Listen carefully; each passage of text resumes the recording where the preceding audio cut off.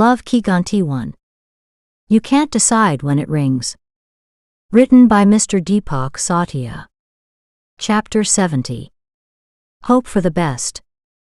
As the effects of alcohol wore off, it was 10 in the morning when Prashant woke up. He did not know that his father had given him alcohol in the name of decoction, so he thought that he had woken up late due to a fever. Prashant was awake, but with a high fever he was not fully conscious. Neither was he able to stand, nor he was able to sit properly. He was feeling dizzy, as well as a lot of weakness. Seeing this, his mother called his father. Prashant's father came home on a motorcycle. Then he took out his car. After that, he took the mother and son along and went to the nearest private hospital. When Babita was waiting for Raju at the university, Prashant was offered a third bottle of glucose. Exactly an hour later, Prashant came to senses and Babita's name was in his mouth. "Where is the phone?" Prashant said softly. Mother got angry. "Your phone is at home. Stay lying silently. I do not know what these fathers and sons think about themselves." When the mother shouted angrily, the father was shocked. He felt that his wife was also remembering his mistakes in the son's affair. Then Prashant's father got a call from Prashant's friend Fardeen on the phone. "Uncle, the house is locked and Prashant is not picking up the phone," Fardeen said. "Yes, we had come to the hospital with him." Father was answering that Prashant took his phone. He sends a message to Fardeen from his father's phone. Fardeen immediately left the university, as momentarily as he read the message. Fardeen felt that Prashant must have returned from the university, so he had come to spend time with him. But Prashant's condition was so bad that he could not go to the university. "This girl disappears somewhere whenever we are not around her. Kuda, I should definitely find her in a fine condition in the university today. Otherwise, Prashant would run away from the hospital." Fardeen prayed while driving the bike. After a quarter of an hour, Fardeen had to tell Prashant with a very sad mind that Babita was not in the university. "Dude, it is completely possible that she has gone home," Fardeen said. "I don't have my phone. Please call Kavya and ask her to contact Shabnam to find out about Babita. Call as many friends as you can, and everyone together set out to search for Babita. I am also leaving," Prashant said. Fardeen had the same fear. But he could not ignore Prashant's fear. Last time when Babita went missing, something happened to her. "Papa, we have to go." Saying in English, Prashant gave a signal to his father that we have to talk in English now. Prashant's parents had a love marriage. Father was a top-level atheist, and mother was a top-level believer.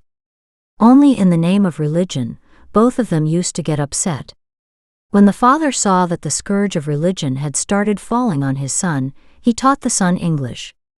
The mother did not understand English, so the father often used to tell the son in English to avoid unnecessary worshipping.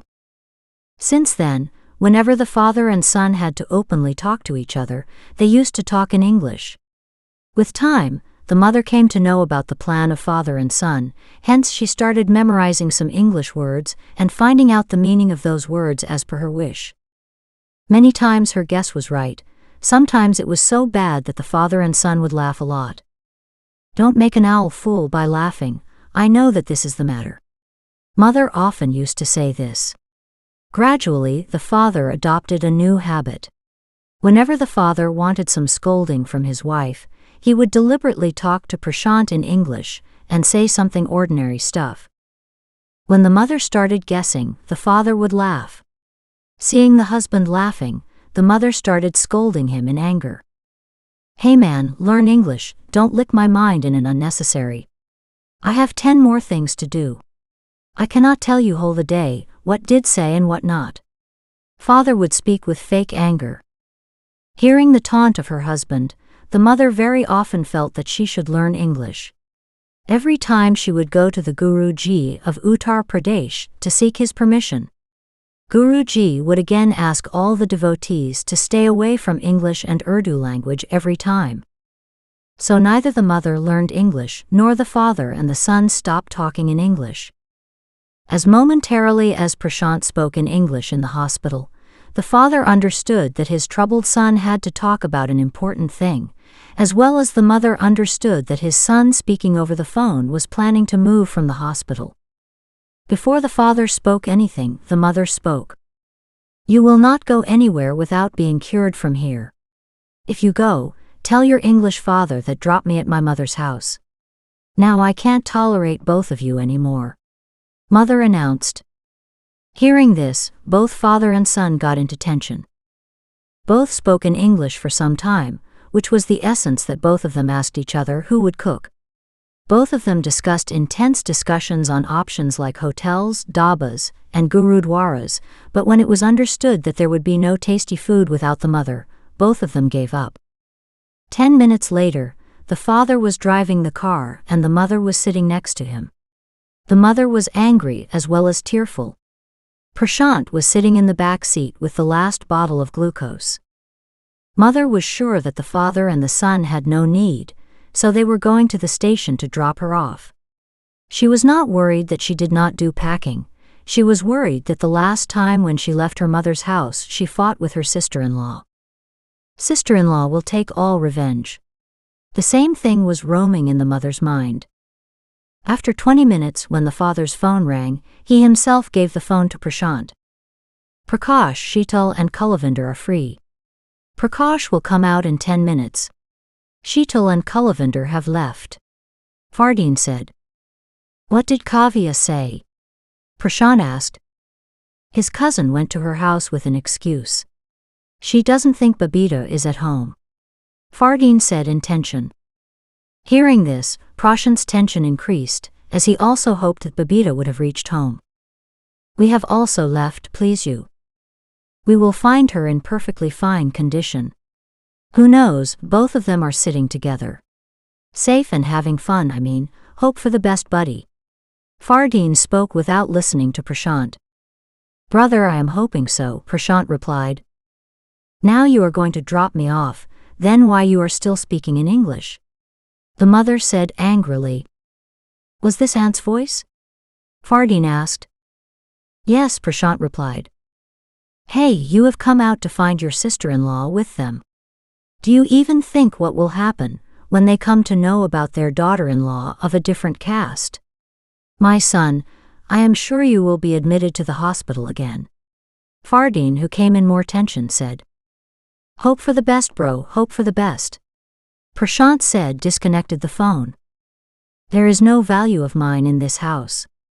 This father and son always do their own will. Now I will not come back," the mother said loudly, but the father and son did not respond. "Son, what's the matter? You can tell me," the father asked, but Prashant did not respond. Prashant had no threat from his father. He was afraid of his Taya, uncle, and Mama, maternal uncle. Both of them were of staunch nature. Their movement was in those religious organizations that earn money and power by spreading communalism. Prashant knew that his father would support him immediately. This was a matter of trouble. His father was always excited, while Prashant still had a long time to become an officer.